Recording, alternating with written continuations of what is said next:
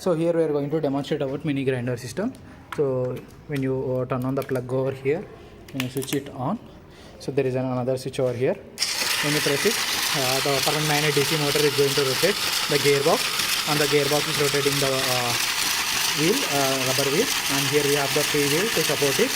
So when it is going to rotate, for example, we take this sharp material. So there is a slab over here.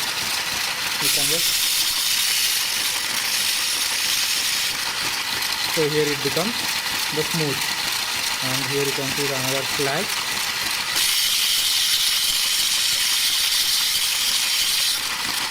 So here you can see it become a smooth system.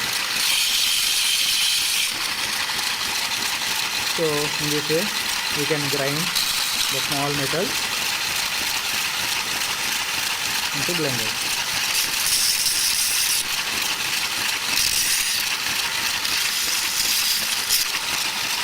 So this is how grinding can be done.